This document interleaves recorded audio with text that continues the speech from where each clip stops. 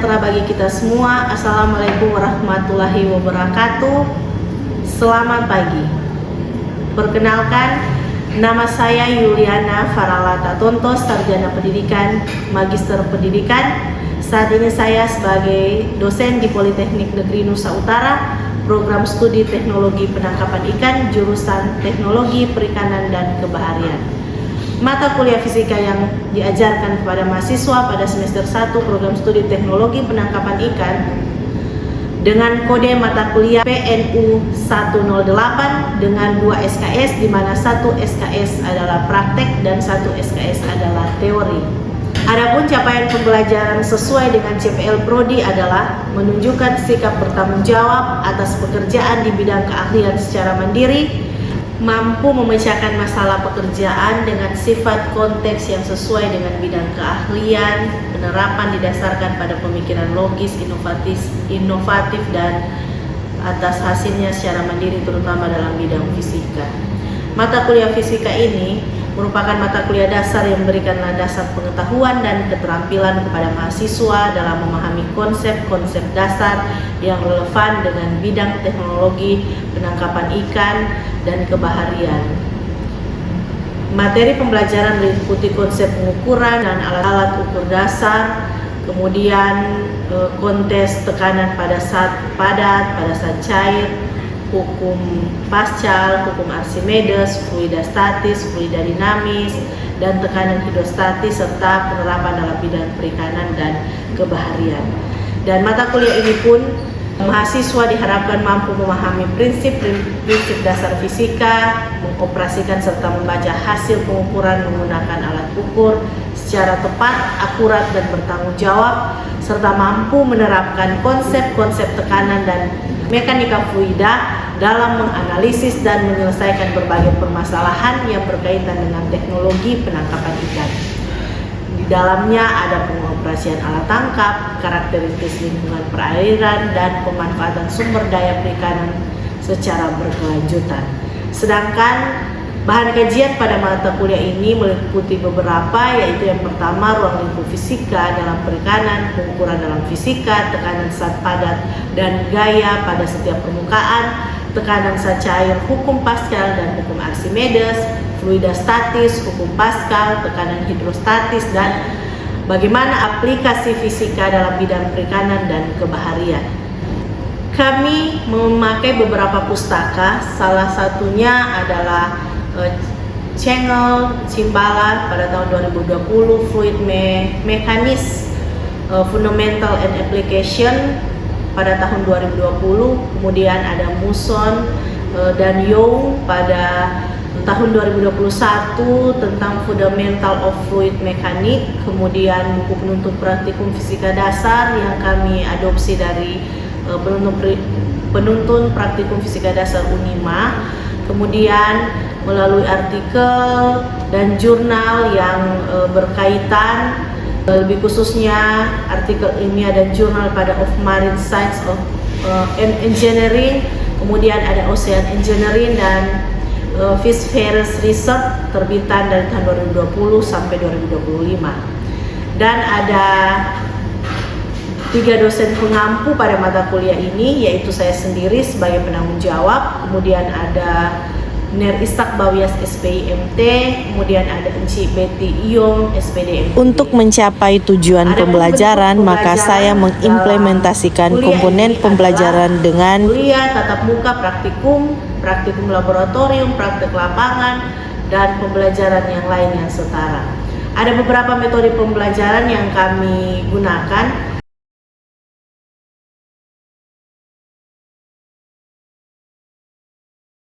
DIA, di mana Delivery, Instruction, and Assessment. Sedangkan penilaian ada kehadiran 10%, partisipasi 5%, kuis ada 10%, tugas ada 10%, praktikum atau laporan ada 20%, kemudian ada proyek 10%, ujian tengah semester 15%, dan UASnya di 20%. Demikian deskripsi secara umum dari mata kuliah fisika. Selanjutnya deskripsi dari materi pembelajaran yang akan kita bahas yaitu hukum Archimedes dan aplikasi dalam kegiatan penangkapan ikan. Nah, dalam kehidupan sehari-hari kita seringkali bertanya, kenapa kapal besar seperti kapal penangkap ikan bisa mengapung, sedangkan batu atau kleron yang kecil itu bisa tenggelam. Nah, jawaban ini bisa dijelaskan secara umum oleh hukum Archimedes, yaitu salah satu hukum dasar fisika mengenai gaya apung pada benda yang berada dalam zat cair maupun zat gas. Nah, bagi mahasiswa teknologi penangkapan ikan, pemahaman hukum Archimedes ini sangat penting karena hampir seluruh aktivitas penangkapan ikan melibatkan benda yang berada di air.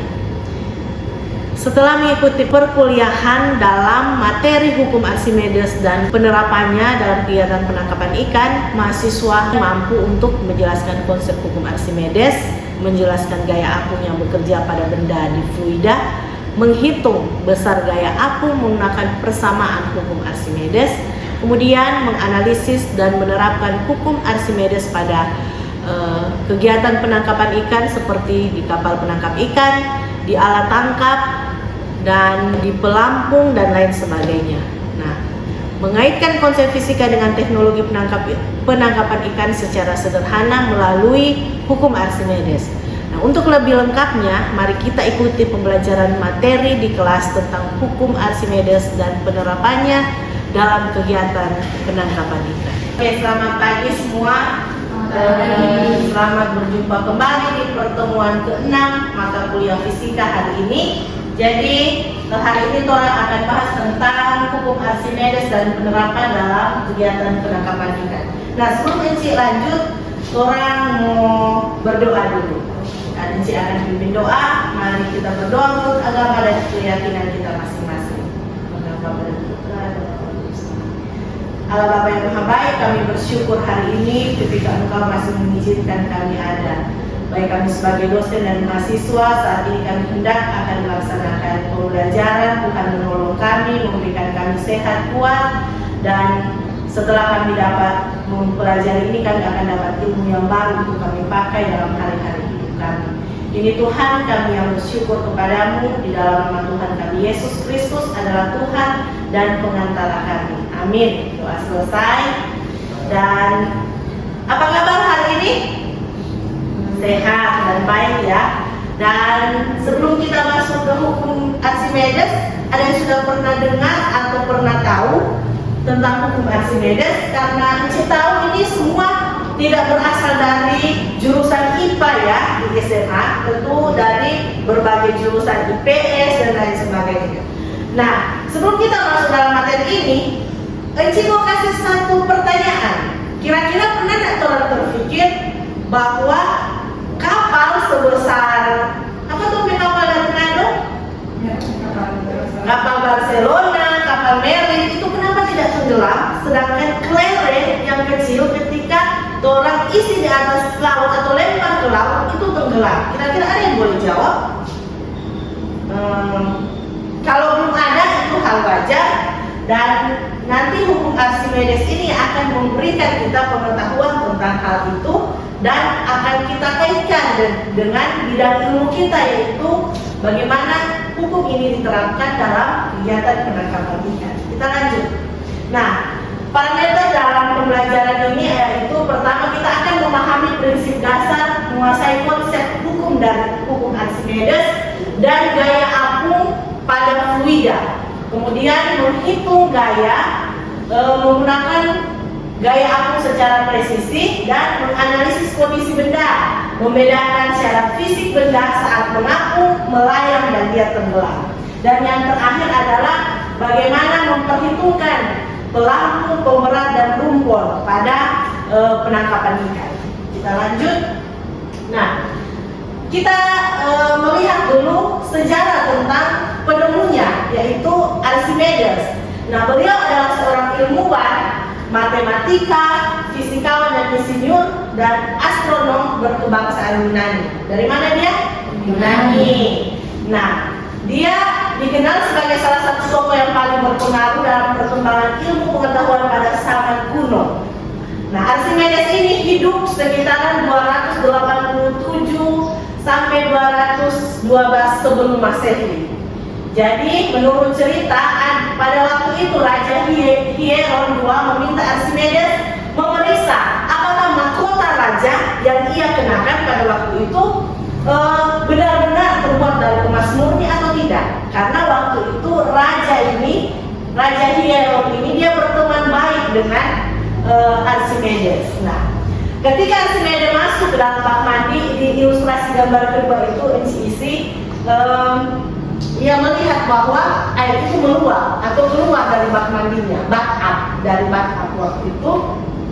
Maka saat itulah ia menyadari bahwa benda yang dicelupkan ke air akan memindahkan sejumlah air atau zat tertentu atau fluida. Dari penemuan tersebut lahirlah hukum Archimedes. Nah, kalau begitu bunyi hukum Archimedes itu apa? Kita lihat bersama. Bunyi hukum Archimedes adalah sebuah benda yang dicelupkan sebagian atau keseluruhannya ke dalam fluida atau zat cair, dia akan mengalami gaya ke atas atau gaya apung yang besarnya sama dengan yang dipindahkan oleh benda tersebut. Jadi itu adalah bunyi hukum Archimedes. Sedangkan secara sistematis dia dirumuskan sebagai FA sama dengan Rho G kali V. Nah, dari sistematika ini maka turunlah dua gaya yang ada dalam hukum Archimedes. Yang pertama adalah gaya apung. Jadi ada gaya dorong ke atas, gaya mengapung. Kemudian ada berat benda disimbol oleh W. Jadi gaya apung ini secara sistematis adalah FA sama dengan Rho kali G kali V. Boleh ulangi lagi? FA sama dengan Rho kali G kali V. Oke, baik.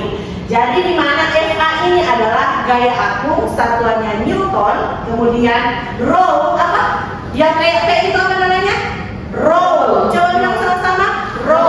Nah, Rho itu adalah massa jenis fluida. Satuannya adalah kilogram meter kubik, sedangkan G adalah apa? Percepatan gravitasi yang sesuai tetapannya adalah 9,8 meter per sekon kuadrat. Dan V adalah volume fluida yang dipindahkan, satuannya adalah meter kubik. Nah, kalau berat benda W itu secara sistematisnya adalah W sama dengan M kali G, di mana M itu adalah massa, G itu adalah gravitasi. Nah, banyak kita keliru kalau bercerita berat di fisika beda, itu yang selalu kunci bilang. Kalau di fisika ditanya, Susan berapa beratmu? Nah, kalau orang yang Susan bilang, berapa Susan? 58 atau berapa? Oh, 45 kg. Jadi kalau di keseharian kita ditanya berat kita langsung spontan kayak Susan berapa? 45 kg. Tapi kalau di fisika beda ya, apalagi di Archimedes dia memakai rumus W sama dengan M kali G. Jadi kalau ditanya berat, dia harus dikalikan massa dikali dengan gravitasi. Jadi kalau di Susan berarti contohnya 45 dikali dengan berapa gravitasi ditetapkan? 9,8 meter per sekon kuadrat. Itu kalau bercerita tentang berat di fisika dan khususnya di Archimedes. Oke, kita lanjut. Nah, ini adalah beberapa kondisi yang ada pada hukum Archimedes, di mana benda itu ada mengapung, melayar, dan tenggelam. Nah, kita akan menjawab pertanyaan di awal tadi. Kenapa kapal yang besar itu bisa mengapung dan kelereng yang kecil itu kok bisa tenggelam? Nah, disinilah kita temukan jawabannya. Kita lihat bersama. Ini ada hubungan gaya, di mana kalau dalam kondisi benda tersebut mengapung itu berarti di mana ya? Dia di mana? Di atas permukaan air. Jadi kalau dia mengapung dia ada di atas permukaan air. Di mana FA itu lebih besar daripada W. Apa itu FA tadi? Gaya apung, gaya tekan ke atas benda itu lebih besar daripada berat benda, sehingga disimbol FA lebih besar daripada W. Kemudian hubungan massa jenis Rho benda apa? Lebih kecil daripada Rho air. Nah, dicontohkan dalam teknologi penangkapan ikan adalah itu kapal.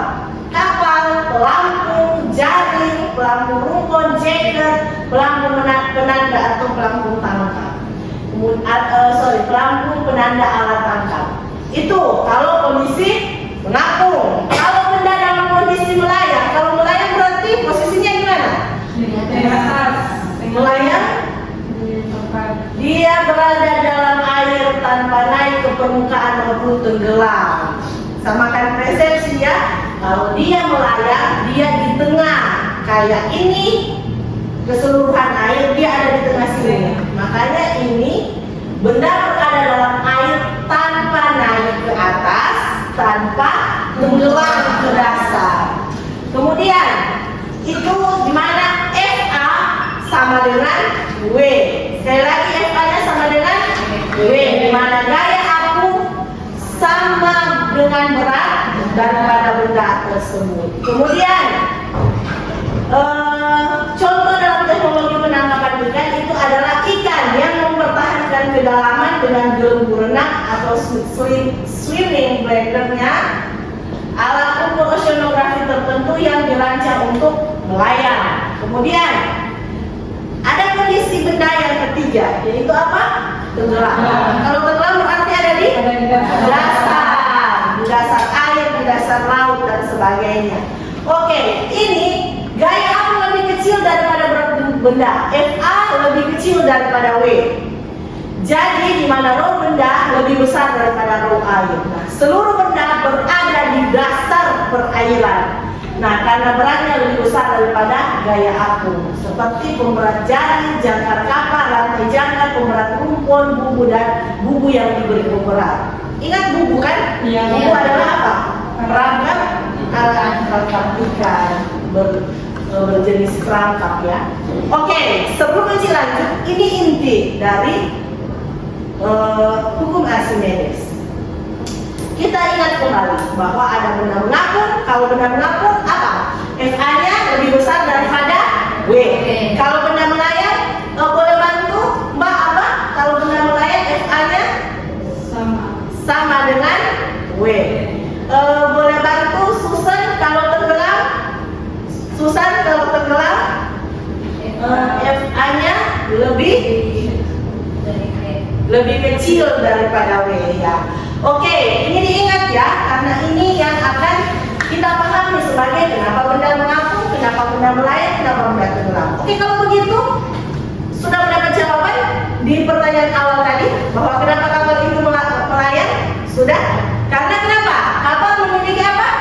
Gaya apung yang lebih besar daripada berat benda, daripada berat dari kapal itu. Sedangkan kelereng kenapa tenggelam? Karena gaya apungnya lebih kecil daripada berat benda. Oke, kita lanjut. Nah, ini kondisi yang sudah Enci jelaskan tadi. Kalau mengapung, dia FA-nya lebih besar daripada W. Kalau melayang, FA-nya sama dengan W.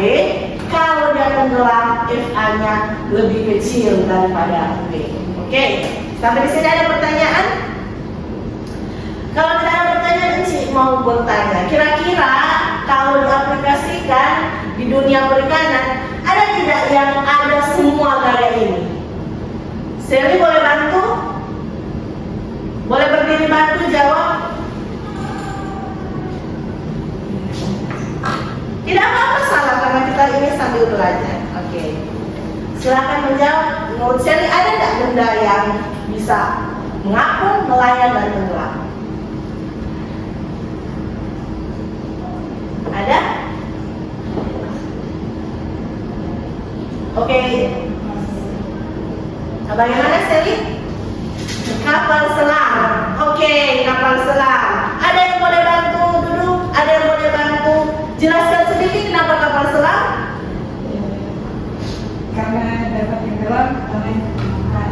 Ya, kapal selam itu memiliki apa? Tempat apa di dalamnya? Ada tempat air ya, tempat mengisi air. Jadi dia bermain di situ. Ketika dia mau melayang atau ketika dia mau mengapung, dia akan membuat FA-nya lebih besar daripada W. Jadi dikasih sedikit itu air yang diisi dalam penampungan itu. Kemudian kalau dia melayang, dia akan buat seimbang air itu. Jadi di kapal selam itu ada tempat air ya, ada khusus tempat air untuk dapat men-setting di mana kapal itu bisa mengapung, melayang dan tenggelam. Nah, kalau dia tenggelam tentu harus dikasih isi banyak air. Nah, tidak mau banyak lebar itu adalah salah satu bahan untuk Anda jadi bacaan di rumah. Jadi Anda baca di rumah, pelajari. Itu adalah salah satu contoh. Kita lanjut. Nah, jadi ini adalah salah satu kualifikasi kalkulasi daya apung lampu ya. Tahu pelampung yang dipakai di jaring ya, sudah pernah lihat kan? Nah, itu kan kalau pelampung itu sifatnya apa dia? Melayang kan? Dia punya daya apung untuk dia akan buat jaring itu tidak tenggelam. Nah, input variabelnya itu lingkungan laut, kemudian spesifikasinya adalah volume yang terceruk. Nah, FA-nya kita lihat di situ, air lautnya tadi diketahui 1025 km kubik ya. Jadi kita aplikasikan di rumus tadi, di mana FA sama dengan, ada yang bisa bantu rumus awal tadi? FA sama dengan, di rumus awal tadi P kali G kali dengan V. Jadi orang bisa cari di FA 1025 dikali dengan gravitasinya itu 9,8 dan volume terceruknya adalah 0,02, sehingga dikalikan itu hasilnya adalah 200,9 Newton. Nah, pelampung ini mampu menahan beban tarikan ke bawah hingga 209 Newton. Oke, jadi aplikasi juga bisa pada jaring. Nah, oke, itu tadi materi secara singkat yang diberikan, karena kalian juga adalah mahasiswa di mana tidak semua diberikan materinya, bahwa di runtutan materi itu harus diberikan secara terperinci. Tapi itu adalah garis besar tentang hukum Archimedes. Bagaimana Anda akan mengembangkan lagi tentang pengetahuan Anda tentang hukum Archimedes, Enci memberikan tugas mandiri seperti yang bisa kita baca bersama. Jadi Anda akan mendefinisikan fenomena mengapa berat air yang dipindahkan menentukan nasib sebuah benda di lautan. Itu menurut pendapat Anda ya, jangan copy paste dari teman, jangan copy paste dari sumber-sumber tertentu, tapi Anda membaca, kemudian Anda memberikan pendapat Anda. Kemudian simulasi operasi, menghitung daya dorong ke atas pada sebuah benda atau alat tangkap jika volumenya terceruk. Jadi ini bisa dilihat ya, dicatat untuk dijadikan tugas mandiri. Nah, untuk mengumpulkan tugas nanti Enci akan sediakan classroom, nanti Enci ini akan isi di Google Classroom. Anda bisa mengakses itu dan silakan dikerjakan. Jangan lupa menulis nama dan NIM Anda. Oke, Enci ingatkan jangan lupa untuk mengisi daftar hadir. Daftar hadir dijalankan. Kemudian ada pertanyaan? Ada yang bisa menyimpulkan sedikit saja tentang hukum Archimedes pada hari ini untuk closing statement aja. Apa itu hukum Archimedes? Apakah sangat penting untuk kita di dunia penangkapan ikan? Boleh bantu? Satu orang saja boleh bantu. Hukum Archimedes. Susan boleh bantu? Hukum Archimedes itu apa? Silahkan berdiri. Susan apa Susan? Susan. Ya, silakan Susan berdiri. Susan akan menyimpulkan sedikit tentang pembelajaran kita di saat ini. Baik, terima kasih atas kesempatan. Hukum Archimedes adalah hukum fisika yang menyatakan bahwa benda yang dicelupkan ke dalam zat cair mendapat gaya ke atas sebesar berat zat cair yang dipindahkan. Oke, terima kasih. Kita tepuk tangan dulu untuk semua. Demikian kelas hari ini. Jangan lupa mengerjakan tugas, dan setelah ini kita juga akan ada tugas studi kasus untuk kelompok. Nanti semua dibaca dalam Google Classroom. Oke, terima kasih dan selamat pagi. Tuhan berkati kita semua.